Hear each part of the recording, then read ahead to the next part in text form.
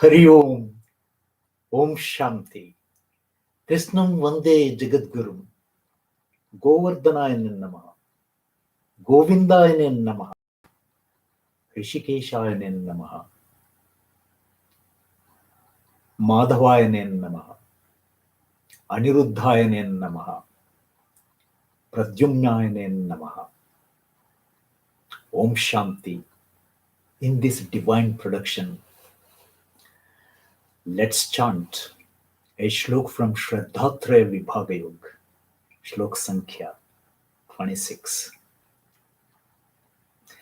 Anye tvevamajānantah Anye tvevamajānantah Shrutvanyebhya upasate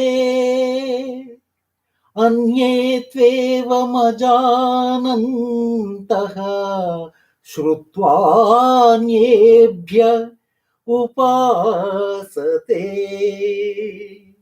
tepi chati tarantyeva mrutyum shruti parayanaha tepi chati tarantyeva mrutyum shruti parayanaha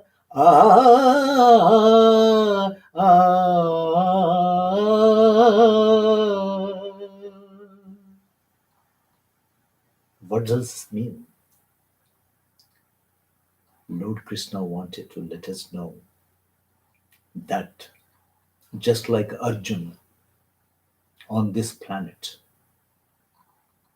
even on other planets in various other universes, those multi-universes, everyone needs to know what's the main goal of human birth.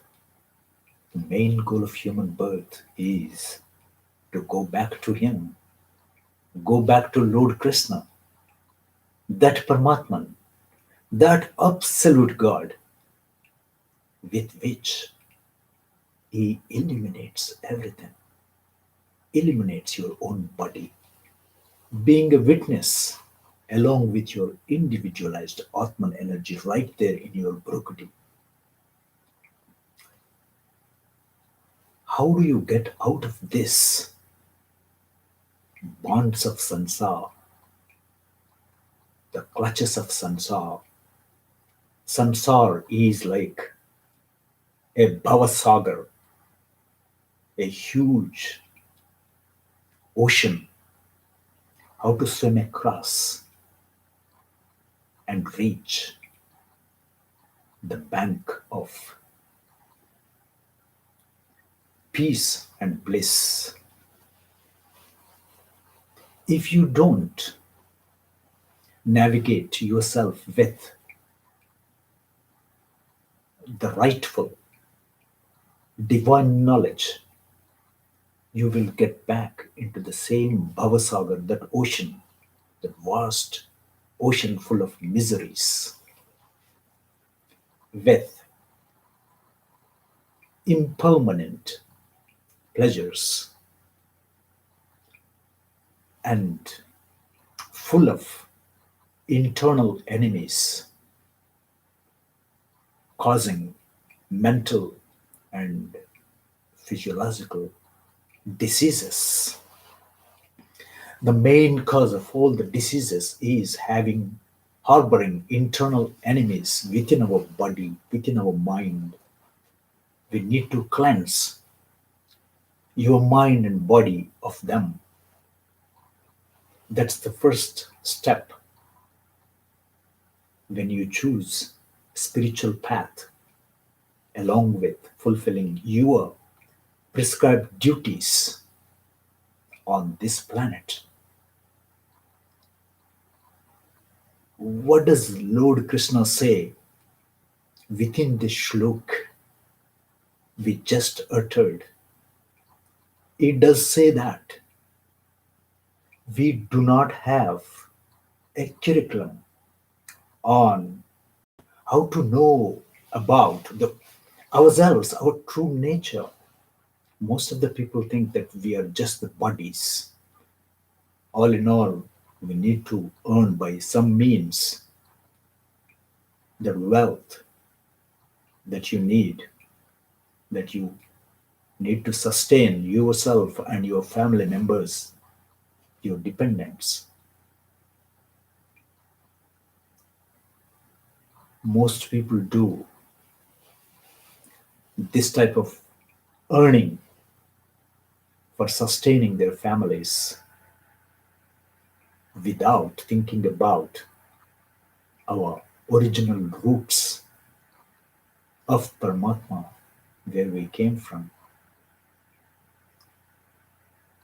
We only get to know about the God through friends, relatives, neighbors, but we do not have a curriculum in the school, in the institutes of learning centers.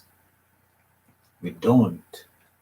We only learn about social studies, different sciences, history.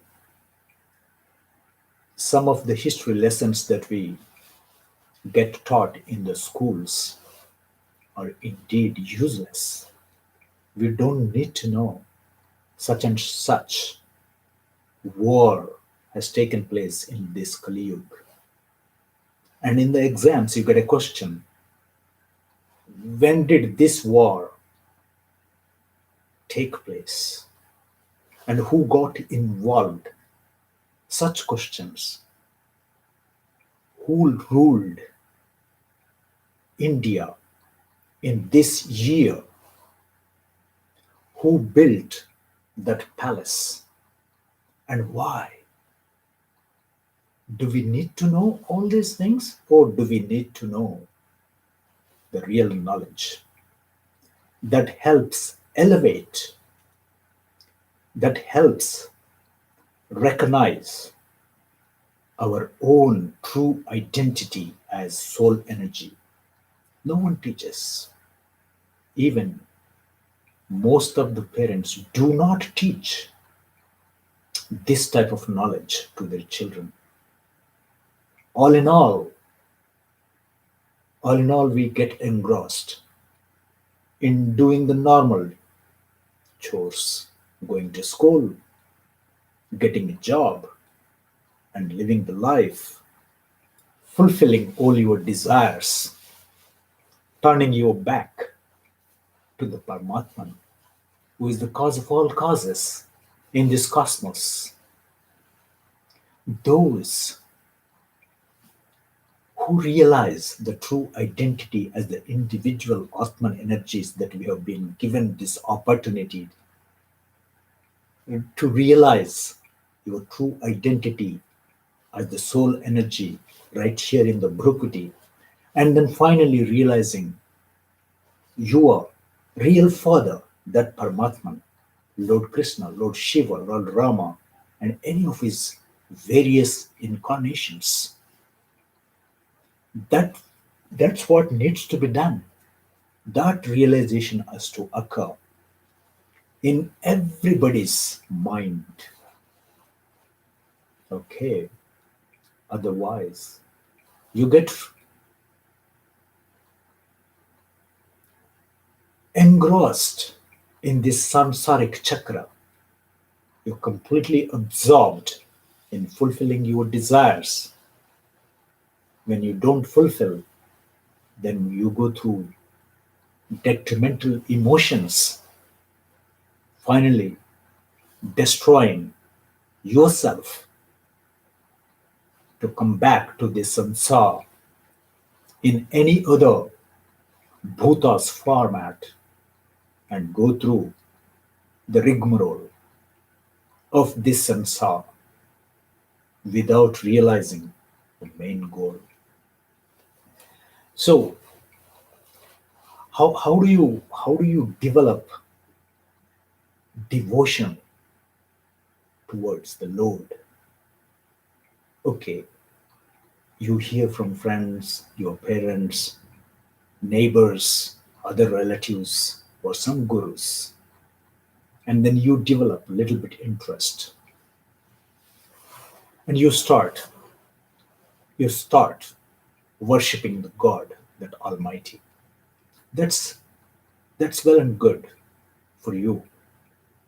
But at the same time, in order to be successful in this abhyas, in this practice of treading the path of spiritualism along with fulfilling your worldly duties to the minimum extent so that you sustain yourself and your dependents' lives. You need to hear about the Paramatman. You need to sing his kirtans. You need to know about his leelas, his pastimes. You need to know about his abodes, where he resides in this cosmos, which he created. Although God is only one, indeed, but he has various names, forms, and dhams, those abodes, his parivar, his associates, and his true devotees. Only, only the true gurus, sadhus, munis, saints, mahatmas, they know very well about him. They had been there and they have done it. Their mission is to preach others what they practice.